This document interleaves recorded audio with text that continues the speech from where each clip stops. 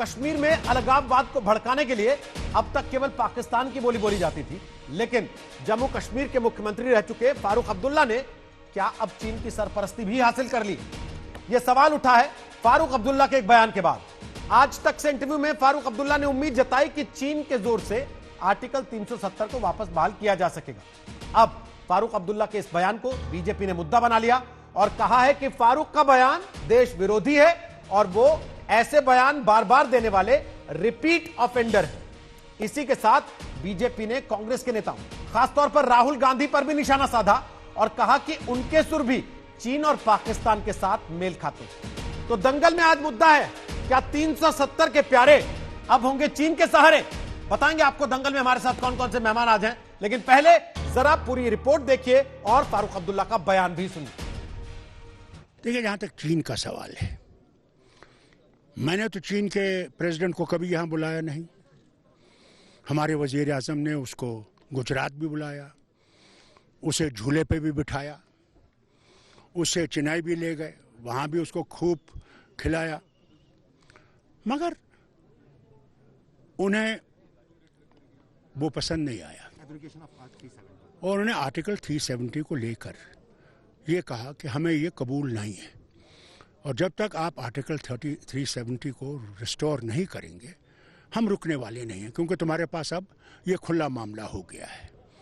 अल्लाह करे कि उनके इस जोर से हमारे लोगों को मदद मिले और हमारा ये 370 और 35A रिस्टोर हो। आज तक को दिया गया नेशनल कॉन्फ्रेंस के नेता फारूक अब्दुल्ला का ये वो बयान है जिसने आर्टिकल 370 पर राजनीति को फिर गरमा दिया है। आर्टिकल 370 को बहाल करने के लिए कश्मीरी पार्टियां पहले भी बयान दे चुकी हैं, लेकिन फारूक ने इसमें चीन की एंट्री करा दी। उन्होंने आर्टिकल 370 को लेकर ये कहा कि हमें ये कबूल नहीं है और जब तक आप आर्टिकल 370 को रिस्टोर नहीं करेंगे हम रुकने वाले नहीं हैं, क्योंकि तुम्हारे पास अब ये खुला मामला हो गया है। अल्लाह करे कि उनके इस जोर से हमारे लोगों को मदद मिले और हमारा ये 370 और 35A रिस्टोर हो। फारूक अब्दुल्ला के बयान को बीजेपी ने देश विरोधी कहा है और फारूक के साथ साथ कांग्रेस के सांसद राहुल गांधी को भी निशाने पर लिया है।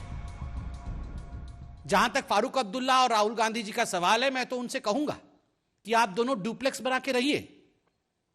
आप दोनों को अगर हिंदुस्तान के बाहर सारे देश अच्छे लगते हैं, आपको लगता है हिंदुस्तान में टॉलरेंस नहीं है, हिंदुस्तान में सहिष्णुता नहीं है, आर्टिकल 370 को दूसरे देशों से उनके मदद के माध्यम से आर्टिकल 370 को पुनः स्थापित करना है, आपको लगता है जैसे मणिशंकर अय्यर ने जाके पाकिस्तान में कहा था कि मोदी की सरकार को गिराना होगा, तो ये दोनों, चाहे फारूक गांधी कहिए या राहुल अब्दुल्ला कहिए, दोनों में कोई फर्क नहीं है, दोनों एक ही हैं। 5 अगस्त 2019 को संसद में आर्टिकल 370 हटाने का ऐलान हुआ था। इसके बाद पाकिस्तान ने इसे अंतर्राष्ट्रीय मुद्दा बनाने की कोशिश की और चीन ने उसका साथ दिया। अभी पूर्वी लद्दाख में भारत के साथ चीन ने तनाव बना रखा है। ऐसे में राहुल और फारूक को एक तराजू में तौलकर बीजेपी एक तीर से 2 निशाने साध रही है, क्योंकि राहुल लगातार सरकार पर चीन के सामने सरेंडर करने का आरोप लगा रहे हैं। मैं आपको बता रहा हूं, हमारी सरकार होती ना, उठा के फेंक देते चाइना को बाहर। 15 मिनट नहीं लगते, 15 मिनट नहीं लगते। उठा के हमारी सेना, हमारी वायु सेना उठा के चाइना को 100 किलोमीटर पीछे कर दी। कश्मीर और चीन का मसला राष्ट्रीय पार्टियों के मद्देनजर संवेदनशील है, लेकिन फारूक का 370 वाला ताजा बयान कश्मीर की पाकिस्तान परस्ती वाली राजनीति को बचाए रखने की कोशिश भी हो सकती है। आपकी पार्टी क्या करेगी अब रेस्टोरेशन ऑफ आर्टिकल 370? भैया आगे आगे देखे होता है, अभी से तुम क्यों घबराओ? श्रीनगर से अशरफ वानी के साथ आज तक ब्यूरो। तो आपको बता दें कि दंगल में आज हमारे साथ डॉक्टर समीर कौल होंगे, वो प्रवक्ता है नेशनल कॉन्फ्रेंस यानी कि फारूक अब्दुल्ला की पार्टी के। हमारे साथ सुधांशु त्रिवेदी होंगे, वो प्रवक्ता है बीजेपी के और राज्यसभा के सांसद हैं। हमारे साथ सलमान निजामी है, कश्मीर से आते हैं, कांग्रेस पार्टी के नेता हैं, हालांकि यहां कांग्रेस पार्टी के प्रवक्ता के तौर पर शामिल नहीं है। हमारे साथ सुशील पंडित हैं, वो कश्मीरी एक्टिविस्ट हैं, रूट्स इन कश्मीर से जुड़े हुए फाउंडर मेंबर उसके। इरफान हफीज लोन हमारे साथ हैं, वो राजनीतिक विश्लेषक हैं, कश्मीर से आते हैं। आप सबका स्वागत है दंगल में। जैसे जैसे और मेहमान जुड़ते जाएंगे हम आपसे उनका तारुफ और सवाल जवाब का सिलसिला शुरू करेंगे। सबसे पहले सलमान निजामी, पहले तो पाकिस्तान पाकिस्तान करते थे, अब चीन चीन भी करने लगे क्या फारूक अब्दुल्ला? देखिए, जब फारूक अब्दुल्ला साहब दिल्ली में भारत माता की जय बोलते थे तो आप सेलिब्रेट करते थे। हाँ तो करेंगे। आज वो चाइना की बात कर रहे हैं तो दिक्कत हो रही है। अब मैं इस पूरे मामले में मैंने जो स्टेटमेंट देखा, हमारी पार्टी चाहे कांग्रेस पार्टी या राहुल गांधी का स्टेटमेंट आपने दिखाया, उन्होंने बोला हमारे में ताकत है कि चाहे चाइना हो, चाहे पाकिस्तान हो, चाहे बीजेपी हो, जम्मू कश्मीर से उखाड़ के फेंक देंगे तीनों को। और जो बात हम ये हो रही है कि अब चाइना का देखिए वहां के मुसलमानों का क्या हाल किया है चाइना ने, तो मुझे नहीं लगता कि जम्मू कश्मीर के लोग जो है उसको एक्सेप्ट करेंगे। मैंने पहले ही कह दिया कि आप आजाद आवाज के तौर पे बैठे हैं, पार्टी दफ्तर से फोन करके कोई डांटेगा नहीं कि ऐसा क्यों बोल रहे हो और राहुल गांधी की तारीफ क्यों नहीं कर रहे हो। मेरा सवाल फारूक अब्दुल्ला पे है, बड़ा सीधा सीधा। क्या आप उनकी बात से सहमत हैं जब वो कहते हैं कि चीन भी खुश नहीं है और चीन की मदद से वापस रिस्टेट करा लेंगे 370 को? देखिए, 370 इस देश का अंदरूनी मसला है, ये ना चाइना ने दिया ना पाकिस्तान ने दिया। और दूसरी बात यह है कि सुप्रीम कोर्ट में मामला चल रहा है।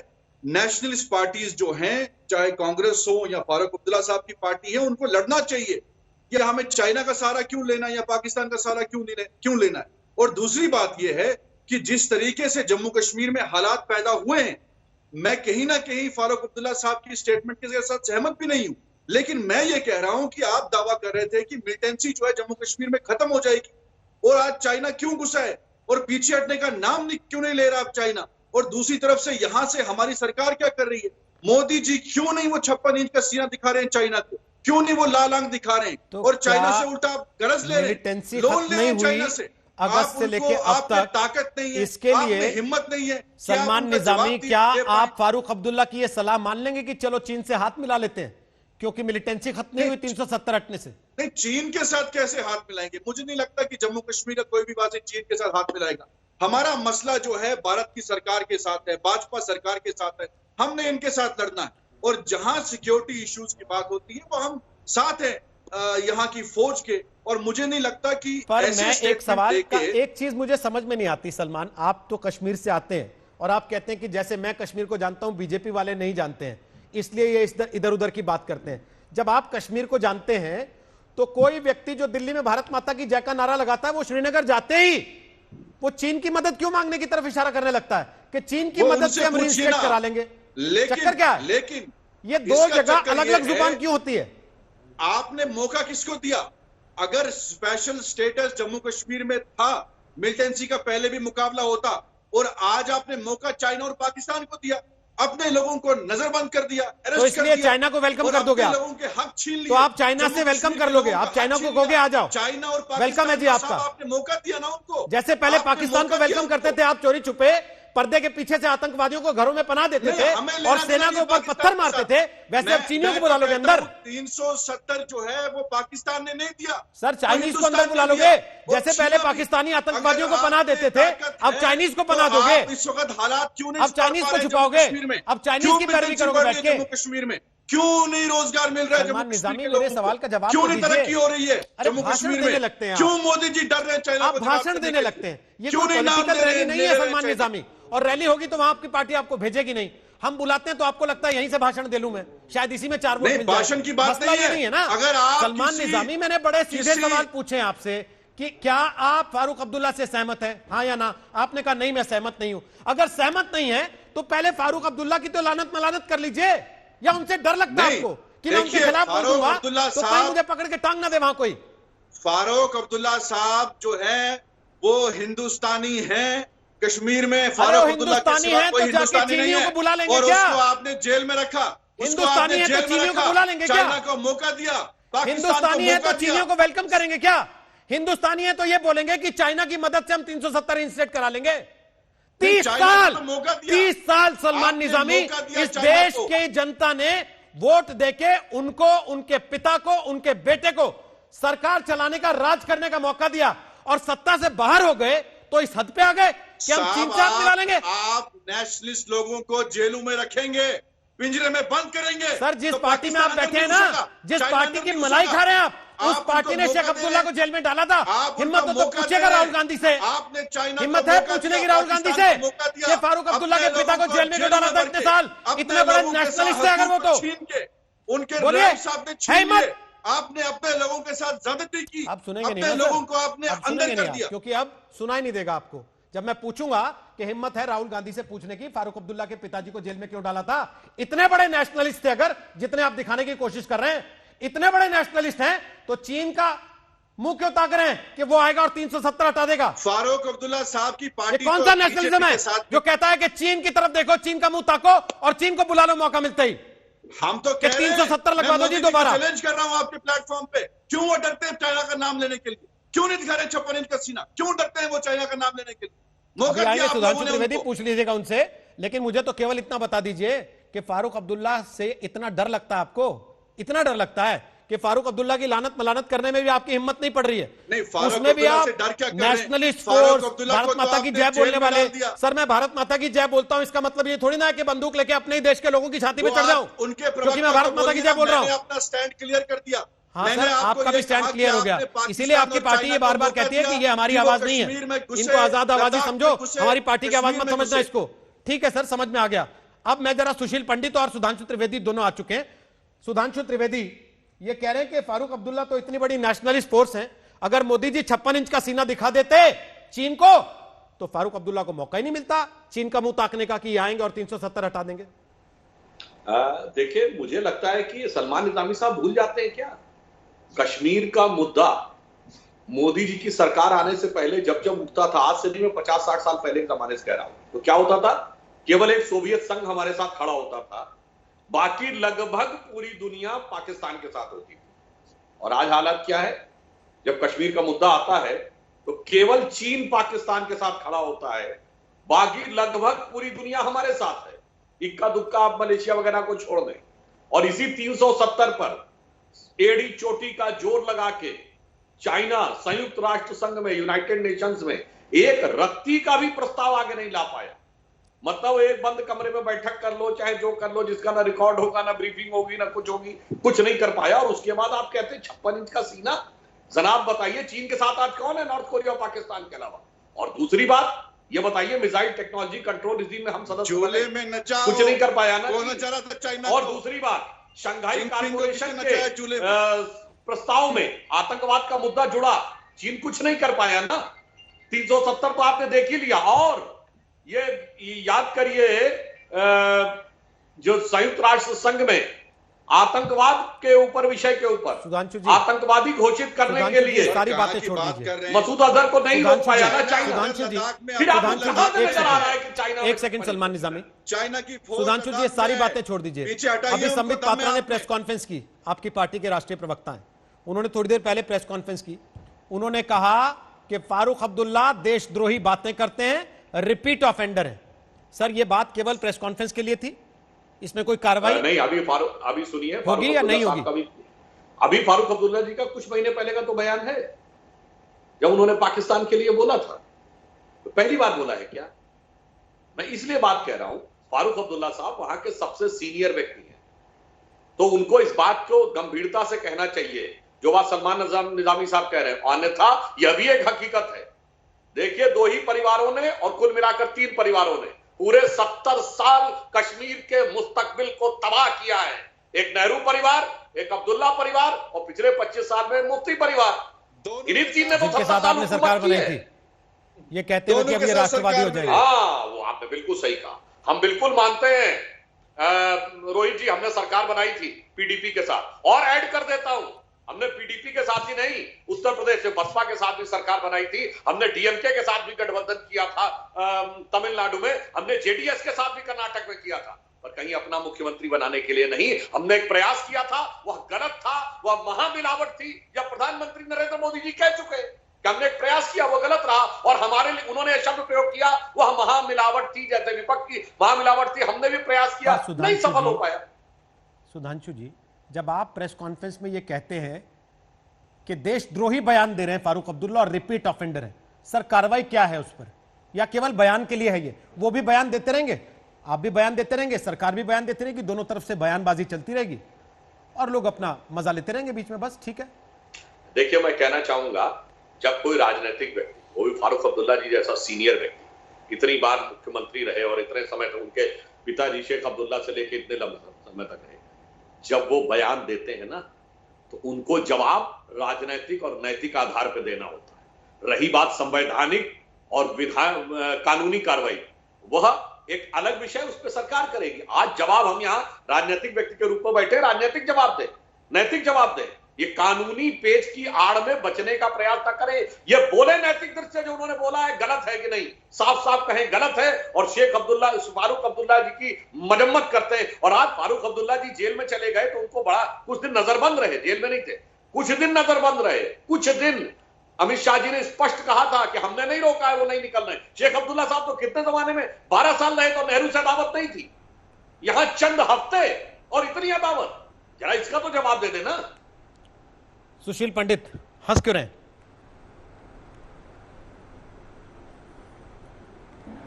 देखिए, सबसे मैं 2 बातें कहना चाहूंगा रोहित जी। पहली बात यह कि फारूक अब्दुल्ला जितनी मर्जी रामधुन गा लें, जितना मर्जी भारत माता की जय बोल लें, उनके जो मन के अंदर दिल की बात है ना, वो गाहे बगाहे जुबान पे आ ही जाती है। और ये पहली बार नहीं हुआ है कि आप सबको हैरानी हो और मुझे हैरानी हो।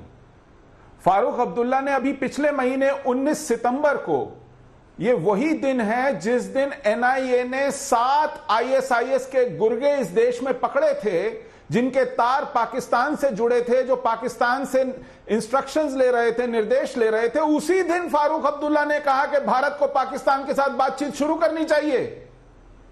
तो ये उस दिन पाकिस्तान के वकील थे हिंदुस्तान में। आज चीन हमारी सीमा पर हमें आंखें दिखा रहा है, तो ये फूले नहीं समा रहे हैं कि इनकी राजनीति चमक जाएगी क्योंकि चीन भारत को धमका रहा है। यही थे जो हजरत बल मस्जिद से तकरीर करते थे कि ये पत्थरबाज मंत्री या एमएलए या एमपी बनने के लिए पत्थर नहीं फेंक रहे, ये वतन के लिए पत्थर फेंक रहे हैं, ये वतन परस्त पत्थरबाज हैं।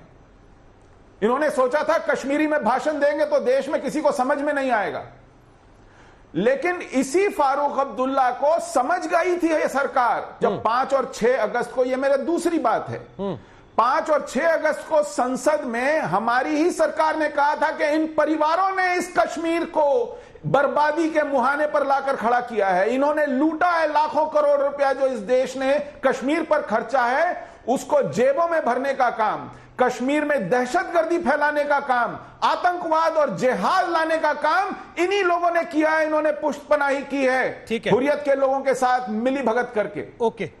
तो फिर मैं जानना चाहता हूं, चलिए आप राजनीतिक जवाब यहां दे लीजिए, आपको दुल्लत साहब को छुपते छुपाते फारूक अब्दुल्ला के साथ वार्ता करने भेजने की क्या आवश्यकता थी? ठीक, आपने 6 महीने के लिए उनकी नजरबंदी बढ़ाई और 3 ही दिन के अंदर उनको बिना शर्त रिहा करने की क्या मजबूरी थी?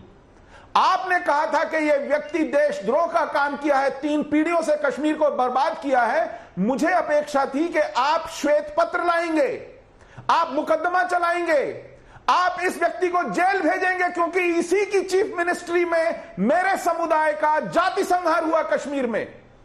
हम लोगों का, हिंदुओं का कश्मीर घाटी से निकाला जाना कांग्रेस और फारूक अब्दुल्ला की इसी सरकार के चलते हुआ। हम सोच रहे थे कि इनको इनके किए की सजा मिलेगी, मुकदमे चलेंगे, ये जेल जाएंगे। इनकी आपने बिना शर्त रिहाई की। और कांग्रेसी यह ना कहें कि हम इधर भी हैं और उधर भी हैं। एक कांग्रेसी कॉर्पोरेटर था, 20 जून को उसकी टेलीफोन टेप हुई, उसने कहा था चीन आ गया है लद्दाख में, चीन को ले लेना चाहिए लद्दाख। उसका नाम था जाकिर हुसैन। अभी सुधांशु त्रिवेदी के लिए मुंह में राम बगल में छुरी वाले लोग हैं। सुशील जी, जो बात आपने कही वही सवाल मेरा भी था, क्या ये मामला केवल प्रेस कॉन्फ्रेंस तक सीमित रहेगा कि आपने कुछ बोला, हम भी प्रेस कॉन्फ्रेंस करके टीका टिप्पणी करते हैं और फिर मामला खत्म, या फिर ये अगर आप देशद्रोह जैसा बड़ा आरोप लगा रहे हैं तो फिर आगे तक जाएगा? समीर कौल हमारे साथ आ गए, आचार्य प्रमोद कृष्णम हमारे साथ आ गए। आचार्य प्रमोद कृष्णम कांग्रेस से चुनाव लड़ चुके हैं और हमारे साथ समीर कौल आ गए हैं, वो नेशनल कॉन्फ्रेंस यानी कि फारूक अब्दुल्ला की पार्टी के नेता और प्रवक्ता हैं। समीर कौल साहब, क्यों फारूक अब्दुल्ला हर थोड़े दिन बाद कुछ ना कुछ कुछ ना कुछ ऐसा बम पटाखा छोड़ते हैं जिसके बाद यह आरोप लगता है कि देशद्रोही बातें कर रहे हैं। पहले तो मैं यहाँ पे बैठे हुए सब मित्रों को नमस्कार, आदाब, सलाम अलैकुम और सत श्री अकाल करता हूँ। और सब दूसरी बात, मैं आपसे ये आग्रह करता हूँ कि आप मेरी बात थोड़ा ध्यान से सुने और मुझे रोके ना, 1 मिनट का टाइम दें। उसमें मैं ये कहना चाहता हूँ कि मुझे ये बताइएगा, मैं बराबर वही टिप्पणी करता हूँ जो डॉक्टर फारूक अब्दुल्ला, हमारे जो नेशनल कॉन्फ्रेंस के प्रेसिडेंट हैं, उन्होंने की और जिसके ऊपर आप लोग आज आपत्ति जता रहे हैं। मैं बात करता जाता हूँ और आप मुझे बताइएगा कि कहाँ पे वो गलत था। 1 साल पहले हमने अपने ही एक बाग को, जिसको हम लोग अपने सर का ताज कहते थे, उसकी एक कॉन्स्टिट्यूशनल चेंज करके और उसको हमने तोड़ के डिफरेंट स्टेट्स, दो स्टेट्स तोड़ के, और वहाँ पे हमने 2 एसेंशियल आर्टिकल्स हटा दिए जो एक हिस्टोरिकल थे। जो सही है या गलत है ये हम लोग, ये अब अदालत इसके ऊपर टिप्पणी करेगी, क्योंकि ये केस अभी कॉन्स्टिट्यूशनलिटी इसकी क्या थी वो अदालत बताएगी, नंबर 1। नंबर 2, उन्होंने कहा कि भाई इससे न कश्मीरी खुश हैं और न चीनी खुश हैं। बताइए इन दोनों में से कौन सी बात गलत है? कोई भी गलत नहीं है। तीसरा, उन्होंने ये कहा कि भाई मैंने यहाँ पे नहीं बुलाया, आप जिस चीन जो हमारा एनिमी है, आप बोल रहे हैं कि आप इसकी बात करते हो कि मैंने उसको यहाँ नहीं बुलाया था जम्मू कश्मीर में। हमारे जो ऑनरेबल प्रधानमंत्री जी हैं, उन्होंने चाइना के प्रेसिडेंट को बुला के गुजरात लेके, इनफैक्ट उन्होंने ये भी कहा कि भाई झूले की सवारी की उसके साथ में। कहने का अंदाज है कि भाई उनके साथ बड़ा दोस्ताना माहौल में पेश आए और उसके बाद चेन्नई लेके उनके साथ खाना भी खाया। जब मेरे माननीय प्रधानमंत्री जी खुद स्वयं ये कर सकते हैं स्वयं, तो अगर भारतवर्ष का, चाहे डॉक्टर फारूक अब्दुल्ला हो या मैं हूं, एक डेमोक्रेटिकली अपना एक स्टेटमेंट देता हूं जिससे मेरा निजी ताल्लुक है। उन्होंने ये स्टेटमेंट एज नेशनल कॉन्फ्रेंस का प्रेसिडेंट या पार्टी के स्पोक्स से नहीं आया, ये उनका निजी था। बिकॉज इसका मतलब ये है कि हमने जम्मू कश्मीर में, कौन सा मैंने टोका नहीं, आपने पूरा 1 मिनट बोला, इस हद तक दबोचा। आपने कहा था टोकना मत, मैंने टोका और इस आपको मौका मिलेगा जवाब देने का। नहीं, इस हद मेरे तक को जवाब नहीं देना, दबोचा मेरे को सवाल और पूछना है सर आपसे। अगेंस्ट द वॉल इतना कर लिया है कि वहां के, देखिए वहां के जो लोग हैं वो इतने इस हद तक परेशान हैं कि वो करे क्या? चीन की गोद में बैठ जाएंगे जाके फिर। अगर अपनी ही नहीं तो क्या चीन की गोद में बैठ जाएंगे जाके? परेशान है तो खराब करके उनकी कोई सुनवाई। अगर घर में कोई चीज पसंद नहीं आए सर, तो पड़ोसी को बाप बना लेता है क्या कोई? सारे मुल्क में ऐसा माहौल क्रिएट करके ये बताया जा रहा है कि वो लोग पाकिस्तानी। कौन सा बड़ा सीधा सवाल पूछ रहा हूं, वो लोग एनिमी हैं और सीधी भाषा में पूछ रहा हूं। तो मुझे ये आपने करे तो करे कहा क्या? 1 मिनट का समय दो, उसमें 55 सेकंड आपने जस्टिफाई किया और उसके बाद 10 सेकंड में तुरंत पल्ला झाड़ लिया कि फारूक अब्दुल्ला साहब ने निजी स्तर पर यह बयान दिया, पार्टी के फोरम से नहीं दिया। पहली बात तो मुझे यह समझ नहीं आता सर, जिसके पिता मुख्यमंत्री रहे हो, जो खुद मुख्यमंत्री रहा हो, जिसका बेटा मुख्यमंत्री रहा हो, जो खुद पार्टी प्रेसिडेंट की पोस्ट पर हो, ये गलत लग रहा है। नहीं सर, मैं पूछ रहा हूं, सुन तो लीजिए, सवाल तो सुन लीजिए मेरा। उसका कोई बयान निजी बयान कैसे हो सकता है? पहली चीज, वो आप कैसे कवर कर सकते हैं कह के कि निजी है? दूसरा सर, आप कह रहे हैं घर में दिक्कत है, लोगों को पसंद नहीं आ रहा। सर आपको घर में कोई चीज पसंद नहीं आती, पड़ोसी को थोड़ी ना पिता बना लेते हैं। अपने पिता से ही कहते हैं ना कि मुझे ये दिक्कत है, इसका इलाज चाहिए, या उसे धमकी देते हैं कि मैं चीन को पिता बना लूंगा अपना? जी नहीं, अब देखिए, मुझे ऐसे बताइए, जब इतनी देर मांग के 10,000 हमारे नेशनल कॉन्फ्रेंस के लोग इस कंट्री के लिए जान दे के पिछले 30 साल में, आप पता कर सकते हैं, मैं नहीं बोल सकती, ये मेरी बोलनी, ये मेरी टिप्पणी नहीं है, ये फैक्ट्स हैं। 10,000 लोग हमने जिनका खून बहाया इस मुल्क के लिए पिछले 30 साल में, हमारे वर्कर, फारूक अब्दुल्ला कहते थे कि आजादी की लड़ाई लड़ रहे हैं, उनकी फैमिलीज को आप क्या जवाब दे रहे हैं? आप क्या जवाब अब्दुल्ला साहब ने कहा था कि आजादी की लड़ाई लड़ रहे हैं, आप उनको बोलते हैं कि भाई आप पाकिस्तानी हो? वही कह रहे हैं ना आप, जिनके लिए फारूक अब्दुल्ला कहते हैं कि आजादी की लड़ाई लड़ रहे थे। मेरा एक और सवाल है, मेरा एक और सवाल है आपके लिए, बड़े हम्बली मैं पूछ रहा हूं। मुझे ये बताइए, क्या फारूक अब्दुल्ला ने या किसी ने वहां से कोई पुलिस या आर्मी भेजी कि आप उनकी बात मानिए? आपने तो वही किया ना। हमने, मेरे मुल्क ने तो वही किया ना मेरे साथ, कि आर्मी और पुलिस भेज के मेरे को कमरे में बंद करके कुछ भी कर दिया। उन्होंने ऐसा नहीं किया। जब तक कि पार्टी कोई ऑफिशियली प्रेस नोट जारी ना कर दे कि ये फारूक अब्दुल्ला का बयान है, तब तक उनकी किसी बात को सीरियसली ना लें हम लोग। मेरे मुल्क के लोगों को समझना पड़ेगा। सर मैं आपसे पूछ रहा हूं और सीधा पूछ रहा हूं, क्या आप ये कह रहे हैं कि हम फारूक अब्दुल्ला की बातों को सीरियसली ना लें दिमाग इस्तेमाल जब तक पार्टी प्रेस नोट जारी ना कर दे?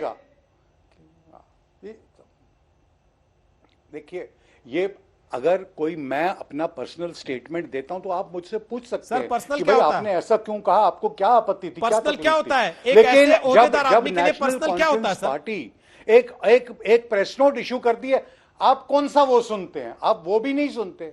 आप मेन स्ट्रीम को आपने जम्मू कश्मीर में इतना दबोचा कि वहां कोई मुंह नहीं खोल सकता। अच्छा, कुछ बोल भी नहीं। अच्छा, अगर बोल नहीं सकता सर तब ये हाल है, मेरे को अगर बोल रहे होते मेरी तब बात तो आप सुनो, लोग पता नहीं क्या कर देते। आपने उसको वोट लेने के बोल लिए नहीं सकते तब ये हाल है, मुल्क में बोल इतना रहे होते बदनाम तब तो कर पता नहीं दिया आप क्या कर देते वोट सर। के लिए एक के कि बाद आप एक आज समीर बोल नहीं कौल पाते। बयान हैं जिनको लेके बार बार सवाल उठे हैं और आप कह रहे हैं बोलने नहीं दिया जाता। सुधांशु त्रिवेदी उनकी बात का जवाब दे दीजिए, वो कह रहे हैं कौन सी ऐसी बात उनमें से कोई भी बयान आपको, अगर आपको कोई भी बयान या मेरे किसी भी भाई को कोई भी बयान गलत लगता हो या झूठ लगता हो तो आप बताइए। सुधांशु त्रिवेदी ये सच है। देखिए मैं एक बात कहना चाहता हूं। बोले सुधांशु जी। पहली बात तो इन्होंने बड़ी विशेष बात कही क्योंकि सत्य कड़वा सत्य फारूक अब्दुल्ला साहब का बयान जो है वो निजी बयान है। और दूसरी बात, कश्मीर में इतना हो गया है, फारूक अब्दुल्ला साहब को छोड़ दिया गया था ना, इसीलिए कितने लोग आ गए हुजूम के साथ, कितने लोग सड़कों पे आ गए।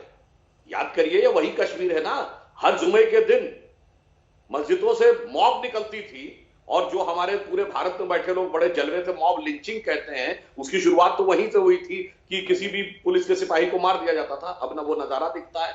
फारूक अब्दुल्ला साहब बाहर है, कोई 10 लोग उनके रैली में इकट्ठा नहीं हो रहे, रैली क्या, कोई पता नहीं कितने लोग उनके 100 लोग उनके सामने नहीं आ खड़े हो रहे हैं, और कश्मीर पूरा परेशान है। अरे भैया, मुझे तो ये नहीं समझ में आ रहा कश्मीर परेशान है या आपका दिमाग परेशान है। आप चाइना की बात कह रहे हैं, व्यक्तिगत बात, चाइना, अरे पड़ोसी की बात नहीं, पहली तो टेक्निकल बात, चाइना का क्या लोकल स्टैंड ही है।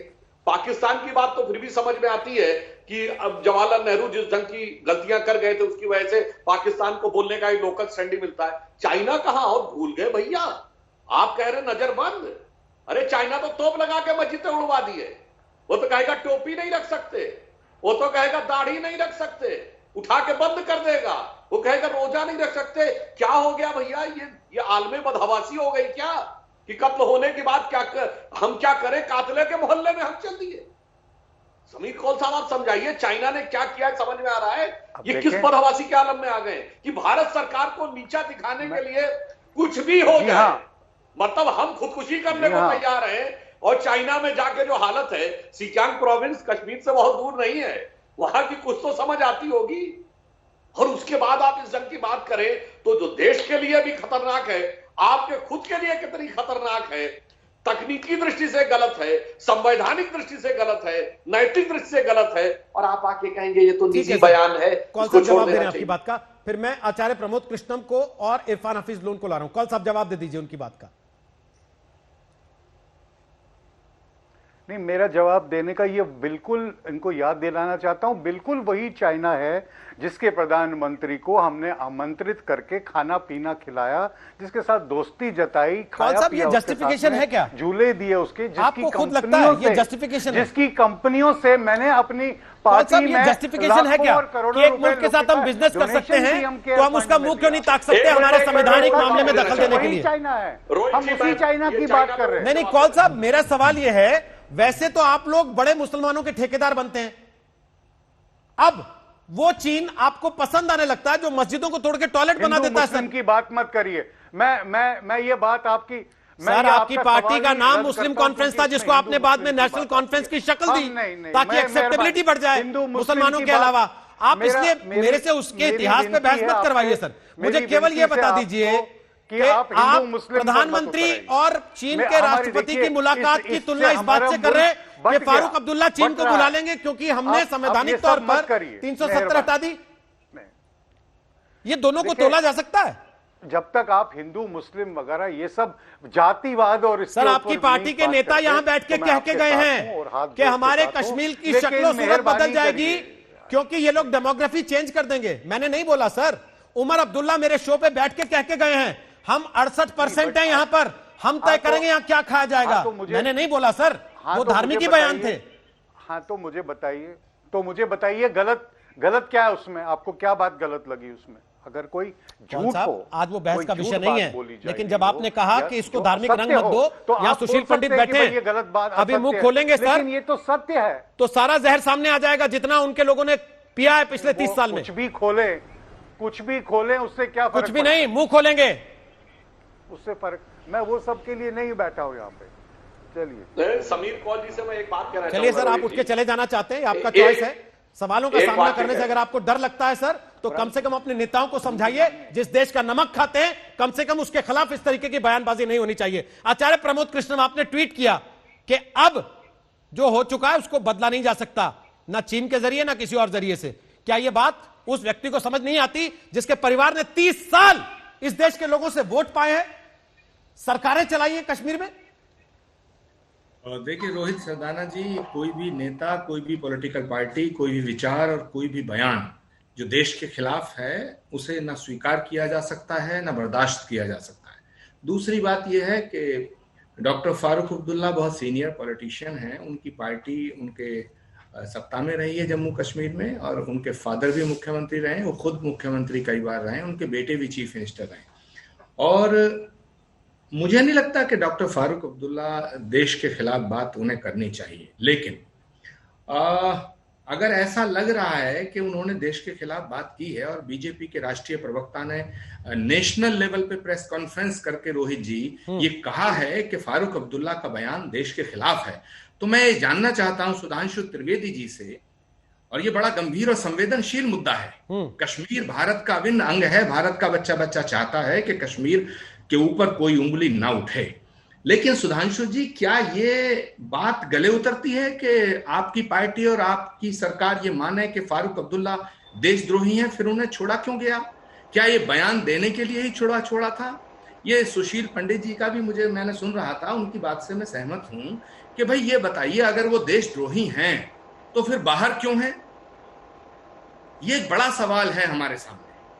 फारूक अब्दुल्ला अगर देशद्रोही हैं तो फिर बाहर क्यों हैं? उनके खिलाफ कार्रवाई होनी चाहिए। ठीक। और वो बाहर छोड़े क्यों गए? महबूबा मुफ्ती तो आपने चीफ मिनिस्टर उनको बनाया, लेकिन आप अभी तक उनको रिहा नहीं कर पाए हैं, उनकी नजरबंदी शायद चल रही है। दीजिए जवाब सुधांशु जी।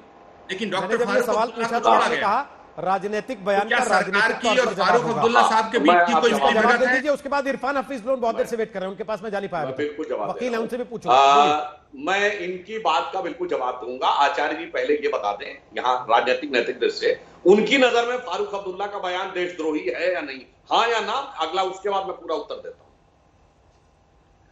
हूं। सुधांशु जी मैंने साफ कह दिया कि मैं देखिए आ गया ना, मैंने साफ, अब देखिए आ गई वही बात। अब हाँ या ना ही नहीं बोलेंगे। अब मैं बता रहा हूँ जिन ने पार्टी के जिन्होंने मेरी बात, पहले हाँ या ना ले लेते हैं ना। सुधांशु जी आपने कहा हाँ या ना, मैं आपसे पूछ रहा हूँ क्या फारूक अब्दुल्ला देशद्रोही हैं? मैं उनके बयान का समर्थन बिल्कुल नहीं करता, मैं उनके बयान के साथ नहीं खड़ा हूँ। और हमने क्या क्या किया वो आगे बताऊंगा, पहले आप बोलिए। फारूक अब्दुल्ला ने जो बयान दिया वो देशद्रोह है या नहीं? फारूक अब्दुल्ला साहब के बयान का समर्थन नहीं करता हूँ, मैं किसी नेता के उस बयान का समर्थन नहीं करता हूँ जो ये कहता है कि 370 को वापस लाया जाएगा, क्योंकि 370 इस समय देश की जनता नहीं चाहती है कि 370 दोबारा आए। 370 का मामला खत्म हो चुका है, मैं अपनी बात पे कायम हूं। लेकिन मेरा सवाल आपसे है, बोलिए हाँ या ना, क्या फारूक अब्दुल्ला देशद्रोही हैं? अगर देशद्रोही हैं तो वो जेल में क्यों नहीं? देखिए, अच्छा देखिए सुनिए, इन्होंने तो कह दिया हाँ या ना का जवाब नहीं दिया, और इन्होंने कहा 370 हटाए जाने के खिलाफ है। इनकी ही पार्टी के नेता प्रतिपक्ष Adhir Ranjan Chowdhury floor of the house में बोल चुके हैं, ये तो भारत का अधिकारी नहीं था, ये तो अंतरराष्ट्रीय मुद्दा था। सोनिया गांधी घूरती रह गई थी उनको, आज तक वो बयान वापस नहीं लिया। अब हम बताते हैं जिन जिन लोगों ने देशद्रोह से रिलेटेड बातें की हैं, हमने सब पे कार्रवाई की है, इवन महबूबा मुफ्ती के साथ सरकार रहते हुए। याद करिए हुर्रियत के नेता किस जलवाए जलाल के साथ आते थे दिल्ली, पूरी सिक्योरिटी जलवे के साथ। अब क्या हुआ? उनपे एनआईए के मुकदमे लगे, अब एनआईए की पेशी में आते हैं दिल्ली, ईडी की कार्रवाई झेल रहे हैं। तो जो लोग हमने कहा कि इन्होंने देशद्रोह किया तो वह करके दिखाया, उसके प्रूफ भी इकट्ठा किए कि पैसा आ रहे हैं तो ईडी की कार्रवाई। उसके बाद उनका जिन जिन आतंकवादियों के साथ निकला तो एनआईए की कार्रवाई, तो आश्वस्त रहिए, नेता छोटा हो या बड़ा, हुर्रियत कॉन्फ्रेंस के बड़े बड़े नेताओं के साथ ये हुआ। ठीक है, अगर किसी भी नेता ने यह बोला है उसको तथ्यात्मक आधार पर पुष्ट करके सरकार प्रभावी कार्रवाई करेगी, जो हमने पहले भी करके दिखाया है। ओके, इरफान हफीज लोन, एक सेकंड आचार्य जी, इरफान साहब बोल नहीं पाए अभी तक। एक बार अलगाववादियों के साथ हैं, महबूबा मुफ्ती पाकिस्तान के साथ हैं, ये आपको कब पता चला? जब आपने महबूबा मुफ्ती को चीफ मिनिस्टर बनाया, पीडीपी को सत्ता दी, कश्मीर के तमाम पत्थरबाजों को छोड़ा, क्या सुधांशु जी उस समय भी आप गृह मंत्री के सलाहकार थे? आचार्य जी, पता नहीं था? प्रमोद जी एक सेकंड, मैं पहले मैं आपके सवाल का जवाब दूंगा सुधांशु जी से, लेकिन उसके पहले इरफान हफीज लोन को चर्चा में ले आए, वो बहुत देर से वेट कर रहे हैं। वकील साहब, इरफान हफीज लोन, अगर मैं सही हूं तो आप वकील हैं? जी जी बताइए। अगर मुकदमा चलता है देशद्रोह का, हालांकि अभी तक सुधांशु जी ने कहा नहीं ऐसा कि मुकदमा चलाएंगे फारूक अब्दुल्ला पर देशद्रोह का, लड़िएगा केस उनका? देखिए रोहित जी, आपसे गुजारिश है, रोकने के बिना मुझे 1 मिनट दीजिएगा। सर मैं 1 मिनट दे देता हूं, लेकिन आपका माइक हिल रहा है, शायद कुछ दिक्कत है, उसको ठीक कर लीजिए एक बार, आपकी आवाज टूट रही है। आ रही है आवाज आपके? हाँ, बोलिए अब जी। मेरी आपसे सबसे पहले ये शर्म की बात है कि सबसे पहले मैं आपसे कहना चाहता हूं कि हमारे साथी आपके गेस्ट होते थे, हमारे फ्रेंड बाबर कादरी साहब, वो हमारे बीच नहीं रहे, अल्लाह उनको जन्नत दे और उनके परिवार को हिम्मत दे। और एक शर्म की बात यह है कि आप लोगों ने, जो आपके गेस्ट होते थे, पूरे मीडिया ने, जो ये राष्ट्रीय मीडिया है, किसी ने भी 2 शब्द कंडोलेंस उनके परिवार के लिए भी नहीं बोले। मैं समझता हूँ शर्म की बात है। बाकी मैं आप ऊपर वाले से दुआ करता हूँ आपको कुछ बुद्धि दे। इरफान साहब, मैं आपको एक चीज बता देना चाहता हूँ, हमें हमारा काम ना बताइए, हमें जिसको जहां संवेदना जतानी थी हम जता चुके, पहली चीज। दूसरी चीज सर, अगर कोई आतंकवादी किसी को मार दे रहा है तो ये उस आदमी को खुद भी सोचना चाहिए सर, जो बैठ के पैरवी करता था आतंकवादियों की। आप खुद भी करते हैं और उन लोगों की पैरवी करते हैं जो बाद में आप ही लोगों के घरों को, परिवारों को मारने के लिए बम बंदूकें लेके खड़े हो जाते हैं सामने। मुझे पैरवी करने से पहले सोचा कीजिए, दूसरों को सीख देने से पहले ना, दूसरों को भाषण सुनाने से पहले जरा अपने कारनामे देख लिया कीजिए। अब मैंने जो सवाल पूछा था उसका जवाब दीजिए। लड़ेंगे केस, हालांकि कोई लायक नहीं समझेंगे आपको, बड़े बड़े वकील मिल जाएंगे उनको, लेकिन लड़ेंगे केस, देशद्रोह का आरोप हटवाने के लिए लड़ेंगे केस। आप सुनिए मेरी बात, मैं आपको ये कहना चाहता हूं, जो धारा 370 है भारत के पार्लियामेंट ने नहीं दिया था, हिंदुस्तान की कॉन्स्टिट्यूएंट असेंबली ने दिया था। अच्छा। आप सुनिए मेरी बात, आपको सब लोगों को ये गलत ख्याल है। कॉन्स्टिट्यूएंट असेंबली और जम्मू कश्मीर की कॉन्स्टिट्यूएंट असेंबली ने इसको माना था और एक एग्रीमेंट हुआ था, और आपने इसे तोड़ के, जब आपने इसे तोड़ा उसके बाद नतीजा आपके सामने है। जम्मू कश्मीर की बहुत बड़ी राजनीतिक दल नेशनल कॉन्फ्रेंस, फारूक अब्दुल्ला, जो पूरे यहाँ हिंदुस्तानी माने जाते हैं और जो इलेक्टेड चुने हुए नुमाइंदे हैं, उन्हें लोगों ने चुना है। आज वो कह रहे हैं कि चीन का दबाव आएगा भारत पे और वो हमें 370 शायद वापस मिलेगा। हमने तब भी कहा था 370 हटाने से यहाँ पर लोग ये दिल आप नहीं जीत पाएंगे, आप झूठ बोल रहे हैं, लोग दूर हो जाएंगे। आज फारूक अब्दुल्ला जैसे व्यक्ति आपसे दूर हो रहे हैं। कहना क्या चाहते हैं? ये कह रहे हैं चीन की गोद में चले गए फारूक अब्दुल्ला, मतलब आप ये कह रहे हैं कि वाकई फारूक अब्दुल्ला चीन के साथ गठबंधन कर रहे हैं कोई? जम्मू कश्मीर में शांति होगी, जम्मू कश्मीर में अमन होगा। लोन साहब, आपको देख के तो लगता नहीं कि शांति होगी, जिस तरह से आप बात करते हैं उस तरह से तो शांति नहीं होती है कम से कम। पूरे कश्मीर को बंद करके नहीं, लेकिन मैं एक सवाल जो पूछ रहा हूँ, सुशील पंडित ये तो ऐसा ही करते रहेंगे, आप जानते हैं ये यही करेंगे। सुशील पंडित जो बात इन्होंने कही फारूक अब्दुल्ला को दूर कर दिया, तो दूर कर दिया मतलब चीन के नजदीक कर दिया क्या? दूर कर दिया का मतलब क्या है? घर में बात पसंद ना आए परिवार की नहीं, इन्हें तो पड़ोसी को पिता बना लेता कोई? रोहित जी, सुशील पंडित बोलिए। रोहित जी, देश के बच्चे बच्चे का जो आग्रह है वो ये है कि जम्मू कश्मीर भारत का अभिन्न अंग है। उनका आग्रह ये नहीं है कि फारूक अब्दुल्ला भारत का अभिन्न अंग है। फारूक अब्दुल्ला का मन चाहे जाके सिंचियांग में रह ले और उसको समझ में आ जाएगा कि चीन मुसलमानों के साथ कितना प्यार मोहब्बत जताता है। जम्मू कश्मीर भारत का अभिन्न अंग है, चाहे वो सैयद अली शाह गिलानी हो, महबूबा मुफ्ती हो या फारूक अब्दुल्ला, उमर अब्दुल्ला हो, अगर उनको भारत से प्यार नहीं है तो कल टिकट कटाकर बाहर जा सकते हैं। आप पढ़े लिखे आदमी, हमें कोई जरूरत नहीं है ऐसे लोगों की जो भारत में रह करके भारत की जमीन से भारत के खिलाफ विश्वमन करें, जहर उगले आए दिन। 370 भारत को ऐसे गद्दारों की आवश्यकता नहीं है। अगर उनके लिए चीन, उनके मन में चीन के लिए इतना प्यार उमड़ रहा है तो सिंचियांग जाएं, सिंचियांग जाके रहे अपने बेटे के साथ और देखें कि फिर चीन उनको 370 के अलावा और क्या क्या दिलाता है और कैसे कैसे उनकी खातिरदारी करता है, उनकी ताजपोशी करता है। अब जरा सलमान निजामी आएगा। बहुत देर से कुल बुला लें, सलमान निजामी के पास चलूं, उसके बाद सुधांशु जी आपको दोनों तीनों का जवाब देना होगा एक साथ जाने से पहले। सलमान निजामी, आप फारूक अब्दुल्ला से परहेज कर रहे थे, अभी परहेज करना भी नहीं चाहते थे और कोशिश भी कर रहे थे कि परहेज दिखा दें, लेकिन आपकी अपनी पार्टी के नेता पी चिदम्बरम, उन्होंने क्या कहा 23 अगस्त 2020 को? 6 विपक्षी दलों की एकता और साहस को सलाम, जो 370 के खिलाफ एक साथ आए। मैं उनसे अपनी मांग के साथ पूरी तरह खड़े होने की अपील करता हूं। देखिए, फारूक अब्दुल्ला ने जो स्टेटमेंट दिया, पूरी मिर्ची लग गई भाजपा के नेताओं उनको, प्रेस कॉन्फ्रेंस। अरे आपको शर्म आनी चाहिए कि चाइना जो है अंदर घुसा हुआ है, 1500 स्क्वायर किलोमीटर अभी भी अंदर है। पाकिस्तान हर रोज कश्मीर में आतंकवादी हमले करवा रहा है, क्यों नहीं प्रेस कॉन्फ्रेंस कर रहे हो आप? एक बात तो बताएंगे, क्यों चाइना से डर रहे हो आप? सलमान साहब, एक बात जानना चाहता हूं। कश्मीर को आपने बर्बाद कर दिया, सलमान मेन स्ट्रीम लीडरों को आपने अंदर कर दिया, कश्मीर के लोगों को आपने पिंजरे में बंद कर दिया, कांग्रेस और के पाकिस्तान और चाइना बड़े को थिंक मौका टैंक दे हैं दिया, कश्मीर के। ना नौकरियां दी, एक बात बता ना दीजिए सर, रोजगार दिया, लोग परेशान, बर्बाद कर दिया जम्मू कश्मीर को। और यहाँ आप बोल रहे फारूक अब्दुल्ला ने ये बोल दिया, मिर्ची लगी आपको। जम्मू कश्मीर को आपने बर्बाद कर दिया, नौकरियां कहीं नहीं है, रोजगार कहीं नहीं है। जिस जम्मू कश्मीर को आप बर्बाद करने की बात कर रहे हैं, उसमें 30 साल फारूक अब्दुल्ला का खानदान वहां राज कर रहा था। तो अगर आप बर्बाद करने की बात कर रहे हैं तो उनका पूरा बराबर का पार्टनरशिप है उसमें। पहली चीज, जिनके लिए आप वकालत कर रहे हैं चोरी छुपे यहाँ पे बैठ के।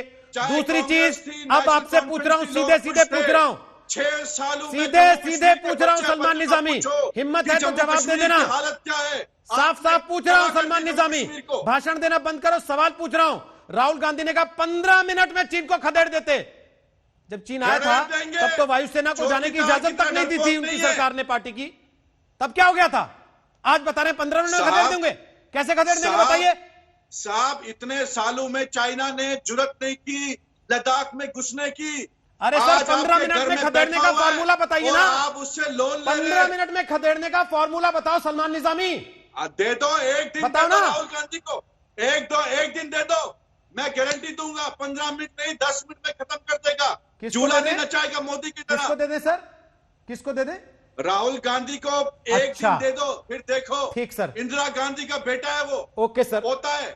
ओके सर, ओके, पहले तय कर लीजिए क्या है, बेटा या पोता। डरपोक चौकीदार नहीं है। आखिरी comment Sudhanshu Trivedi, last comment फटाफट से, जो सवाल फटाफट से। देखिए, उन्होंने ये कहा कि अगर राहुल गांधी जी को मौका दे दिया जाए तो मैं बताना चाहता हूं, उनके पूज्य पिताजी के श्रद्धेय नाना जी के जमाने में तो चीन ने पूरा कब्जा कर लिया था, ये करार और व्यापार कर रहे थे, और फिर ठोक के कहे 15 मिनट में भगा देंगे। वो जो हिंदी क्षेत्रों में, गांव ग्रामीण क्षेत्रों में कहावत है कि बाप न मारे मोदी जी ने क्या किया? छप्पन सीना कहां है? वो लाल आंख इस समय फारूक अब्दुल्ला जी के बयान में नजर आ रही है। वो जानते क्या है? ये जैसे आजादी के समय, अब डिस्टर्ब कर रहे हैं निजामी साहब। अरे सुनिए, समय समाप्त हो गया है, समय समाप्त हो गया है, माफी चाहते हुए समय समाप्त हो गया है। लेकिन राजनेताओं को बयान देने के पहले सोचना चाहिए कि वो क्या कह रहे हैं और उसके क्या मायने हो सकते हैं और ये बात कितनी दूर तक जाएगी। और देखने की बात ये भी होगी कि बीजेपी इस मामले पर केवल प्रेस कॉन्फ्रेंस करती है या फिर कार्रवाई भी